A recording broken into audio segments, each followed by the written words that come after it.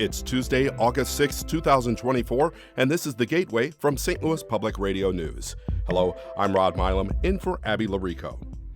The emergence of bird flu in dairy cattle is raising new concerns about drinking raw milk, but farmers producing the unpasteurized milk say they're closely watching their herds and their supply. We don't want people getting sick from our product. We're doing everything we can to make the product healthy.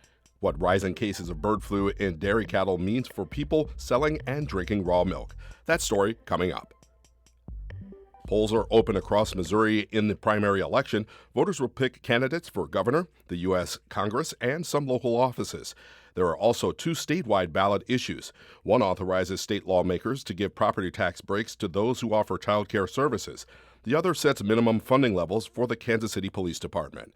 The race getting nationwide attention is the Democratic primary for the 1st Congressional District. Incumbent Cori Bush faces a stiff challenge from St. Louis County Prosecutor Wesley Bell. Polls close at 7 o'clock this evening. After the St. Louis School District boards voted last week to put Superintendent Keisha Scarlett on a leave of absence, Board of Education leaders say they won't know until September if she will remain employed. St. Louis Public Radio's Lucretia Wembley has more. As concerns about student transportation, hiring, and financial woes at SLPS have unfolded in recent weeks, board leaders say a third party is conducting an internal investigation for a personnel matter. St. Louis Mayor Tashara Jones last week cited Scarlett's hiring decisions and the district's finances while calling for a state audit. But Board Vice President Matt Davis says Scarlett being placed on leave has nothing to do with finances. There is still a budget surplus, and we're not in debt. There's a deficit, but the school district is not in debt for operating expenses. Now, clearly, we have good debt. We've got the bond debt, which the voters approve, but there is plenty of money. The state auditor's office says they'll assess Jones' request later this week. I'm Lucretia Wembley, St. Louis Public Radio. Backlogs for Missouri nursing home inspections have dropped to roughly 3%.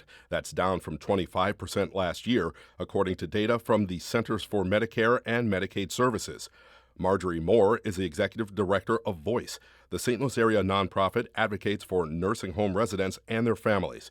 Moore says she's happy with the progress, but adds when long-term care facilities don't get regular inspections. That leaves the residents without oversight, without somebody to be able to really come in and really scrutinize the practices of the facility and make sure that everything is operating up to regulations and ensuring the safety and quality of care for the residents that live there. The Missouri Department of Health and Senior Services point to hiring more certified part-time staff, boosting the salaries of nurse surveyors, and working with private agencies for the drop in the backlog.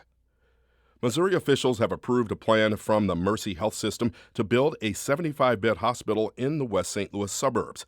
St. Louis Public Radio Sarah Fenton reports that construction can now begin on the $650 million project. Before a new hospital is built, state regulators must determine if there's a significant community need for such a facility. Proponents say this requirement keeps costs down by preventing redundant services. The state's Facilities Review Committee last week unanimously approved the Chesterfield-based Catholic Health System's plans for the hospital. Mercy plans to build it near the intersection of Interstates 64 and 70 in Wentzville. Wentzville had a population of more than 47,000 people in 2022, according to the U.S. Census. That's a 60% increase since 2010. Officials say the facility will be the first completely new hospital campus in Missouri to open in a decade. I'm Sarah Fenton, St. Louis Public Radio.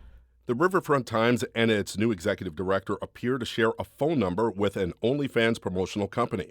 St. Louis Public Radio's Madison Holcomb reports on executive director J.D. Davis's connections to the service for OnlyFans content creators. St. Louis Public Radio 3 times called the phone number of FanFox, a promotional service for OnlyFans creators that Davis follows on LinkedIn. The first call went to Davis's personal voicemail. The next 2 calls went to RFT Analytics. The newspaper has recently drawn attention for its advertisements and focus on OnlyFans creators, which now has its own subsection on the website. The section includes what the website deems as the best OnlyFans accounts and says they are reviewed by RFT staff. Davis announced last week that he's the new executive editor of the RFT through a post on X. On a thread to the post, he said he plans to continue the newspaper's emphasis on OnlyFans creators. Davis did not respond to a request for comment. I'm Madison Holcomb, St. Louis Public Radio.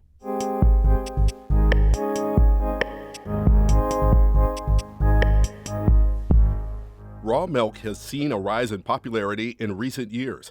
More than 30 states allow its sale for human consumption in some form, including Missouri and Illinois. But food safety officials have long warned of the risks with drinking unpasteurized milk. Now, a recent outbreak of bird flu in dairy cattle has raised new health concerns with consuming the product. Harvest Public Media's Skylar Rossi reports on what that means for people producing and drinking raw milk. Scott Moser pulls glass jars of raw cow's milk from one of the coolers against the wall of a refurbished shuttle bus. Welcome aboard. Need more milk? Yes. Let's do it. How are you today? He greets many of his customers by name as they board one by one, carrying colorful cooler bags and grocery sacks. Scott and his wife Rachel Moser own B. Hooligan Farm in Excelsior Springs, Missouri. The operation sells about 700 gallons of raw milk per week. One of their loyal customers is Tara Huffman. She has been drinking raw milk for more than a decade. It's a superior product. That's really what it comes down to. We have followed Scott kind of all over Kansas City. He has so many drop-offs. Customers can't get this milk inside of a grocery store under Missouri law, which is why the Mosers and their team make more than 40 weekly stops across the Kansas City area.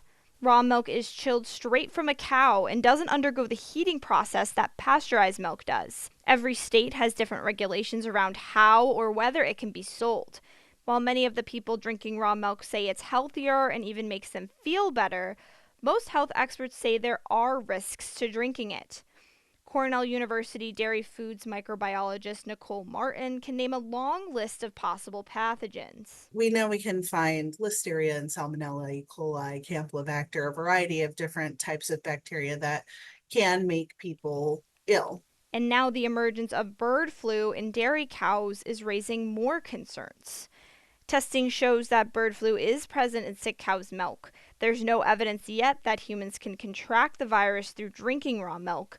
But Martin says bird flu in dairy cattle is new, and there are unanswered questions about how the virus can spread. We don't know enough yet to say there is no risk, and therefore the approach at this point is there should be increased caution. The U.S. Food and Drug Administration is encouraging states to monitor or even halt the sale of raw milk products. Still, the demand for raw milk is strong. Recent data from market research firm Nielsen IQ found that sales of raw milk have increased despite recent bird flu cases in dairy cows and the FDA's warnings. In Iowa, fourth-generation dairy farmer Jay Schonbacher says news of the virus caused a slight dip in his raw milk sales in May, but they've since recovered. With bird flu cases in the state, he says he's monitoring his herd, speaking with his vet each week, and he's increased biosecurity measures. The last thing we want to do is give raw milk a bad reputation, right? So, we don't want people getting sick from our product. We're doing everything we can to make the product healthy. In Missouri, where there have been no bird flu cases in cows, the Mosers say they are consistently seeing new customers place orders. Rachel Moser says the farm closely tests milk from each quarter of each cow's udder. She says the farm is her livelihood and her customers are like family. She even names some of her cows after her longtime buyers. Most of my customers, they trust that we are doing everything in our power to keep our product extremely safe and that we're vigilant and that they trust that we've got their best interest at heart. Moser says many of her customers are more worried about state officials stopping the sale of raw milk than they are about getting sick.